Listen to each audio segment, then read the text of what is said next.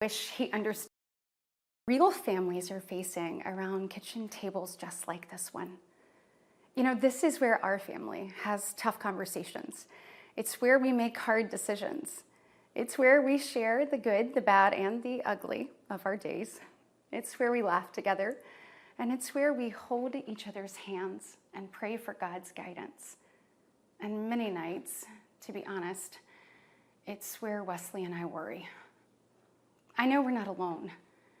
And so tonight, the American family needs to have a tough conversation, because the truth is, we're all worried about the future of our nation.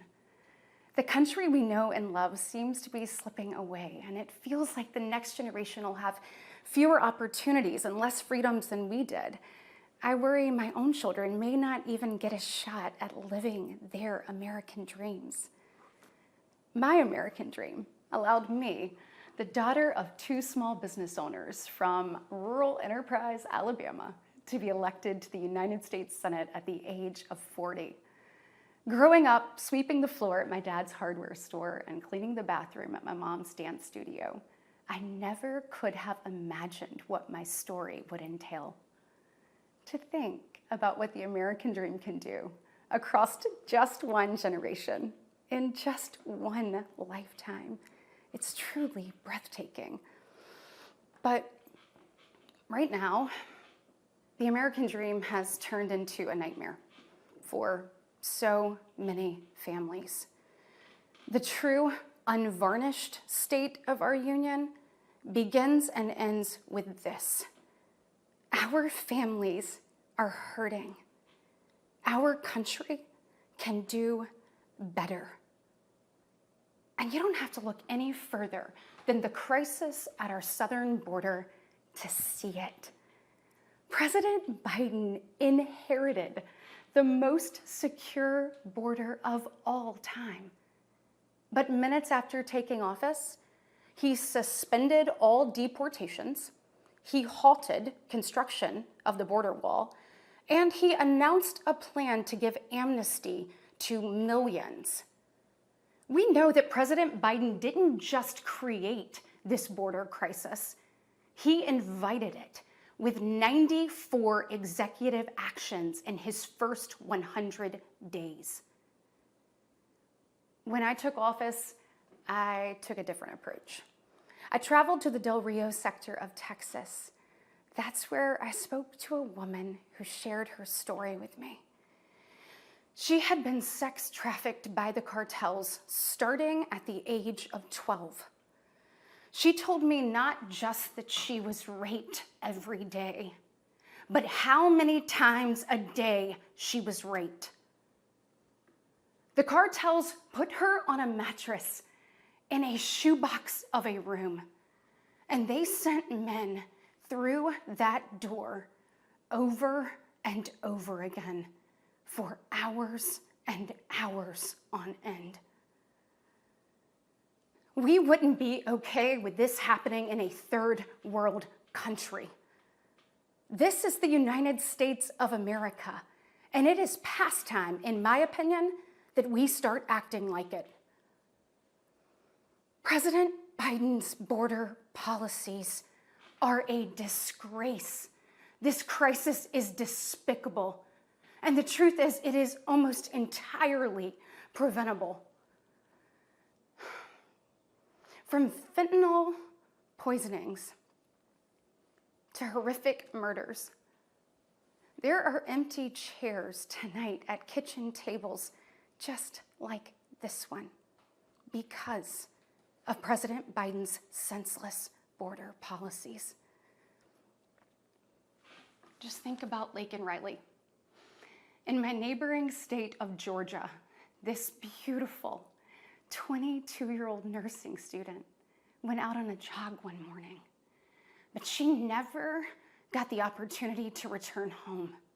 She was brutally murdered by one of the millions of illegal border crossers President Biden chose to release into our homeland.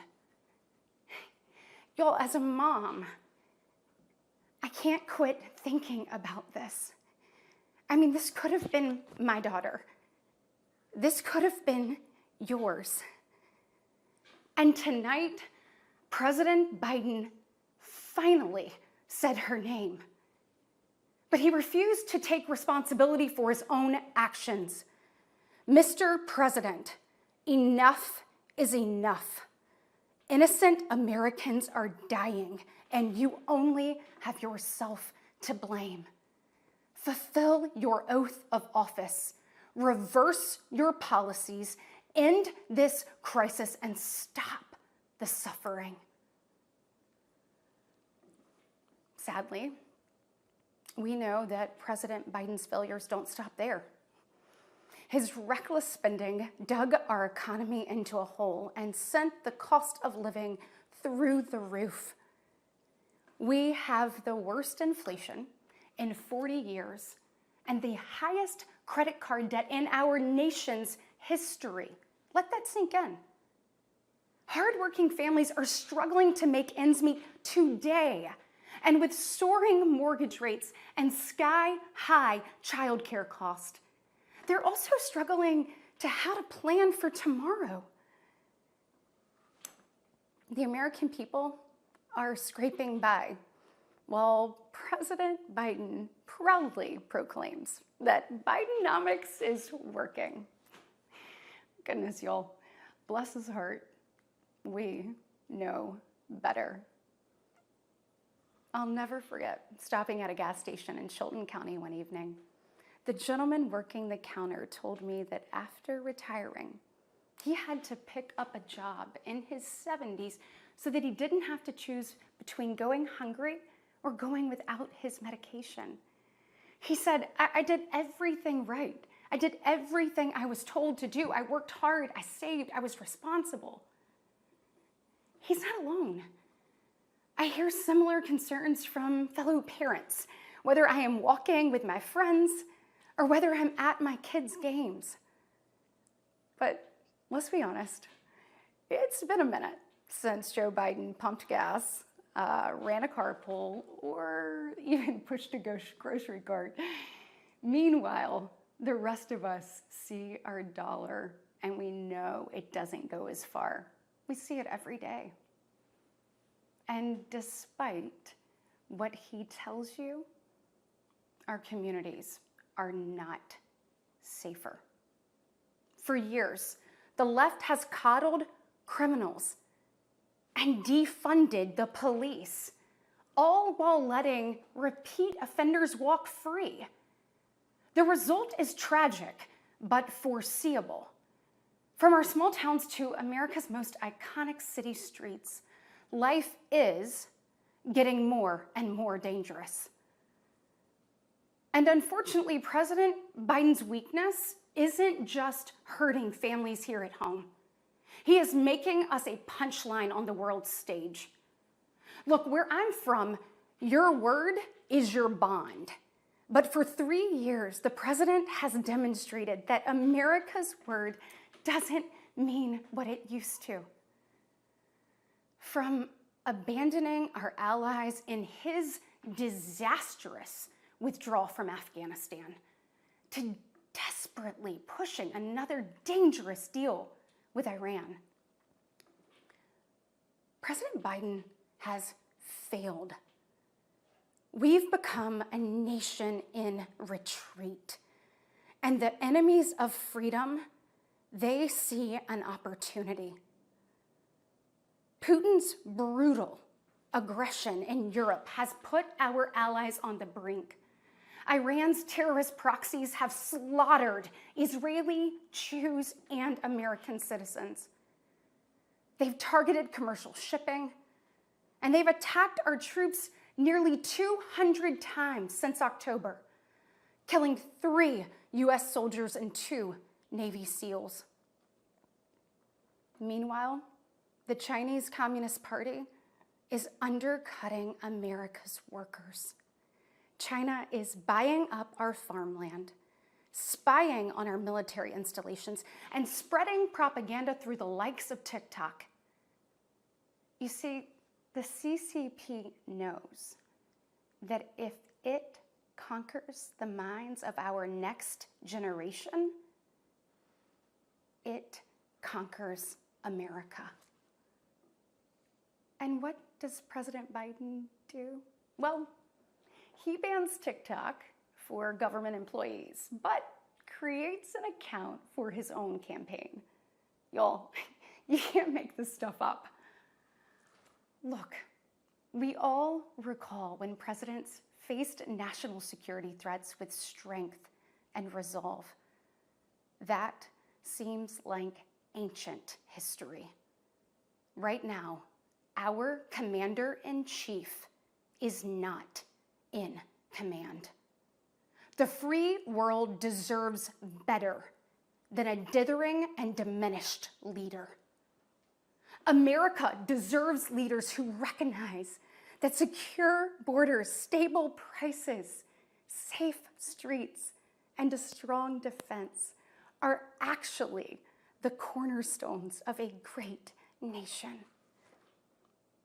Just ask yourself, are you better off now than you were 3 years ago? There's no doubt we're at a crossroads, and it doesn't have to be this way. We all feel it. But here's the good news. We, the people, are still in the driver's seat. We get to decide whether our future will grow brighter or whether we'll settle for an America in decline. Well, I know which choice our children deserve, and I know the choice the Republican Party is fighting for. We are the party of hard-working parents and families, and we want to give you and your children the opportunities to thrive. And we want families to grow. It's why we strongly support continued nationwide access to in vitro fertilization. We want to help loving moms and dads bring precious life into this world. Wesley and I believe there is no greater blessing in life than our children. And that's why tonight, I want to make a direct appeal to the parents out there, and in particular to my fellow moms, many of whom I know will be up tossing and turning at 2 a.m., wondering how you're going to be in 3 places at once and then somehow still get dinner on the table. First of all, we see you, we hear you, and we stand with you. I know you're frustrated. I know you're probably disgusted by most of what you see going on in Washington, and I'll be really honest with you, you're not wrong for feeling that way. Look, I get it. The task in front of us isn't an easy one, but I can promise you one thing. It is worth it. So I am asking you, for the sake of your kids and your grandkids, get into the arena. Every generation has been called to do hard things. American greatness rests in the fact that we always answer that call. It's who we are. Never forget, we are steeped in the blood of patriots who overthrew the most powerful empire in the world. We walk in the footsteps of pioneers who tamed the wild. We now carry forward the same flame of freedom as the liberators of an oppressed Europe. We continue to draw courage from those who bent the moral arc of the universe. And when we gaze upon the heavens, never forget that our DNA contains the same ingenuity that put man on the moon. America has been tested before, and every single time we've emerged unbowed and unbroken. Our history has been written with the grit of men and women who got knocked down. But we know their stories because they did not stay down. We are here because they stood back up. So now it's our turn, our moment to stand up and prove ourselves worthy of protecting the American dream. Together, we can reawaken the heroic spirit of a great nation. Because America, we don't just have a rendezvous with destiny. We take destiny's hand and we lead it. Our future starts around kitchen tables just like this, with moms and dads just like you. And you are why I believe with every fiber of my being that despite the current state of our union, our best days are still ahead. May God bless you, and may God continue to bless these United States of America.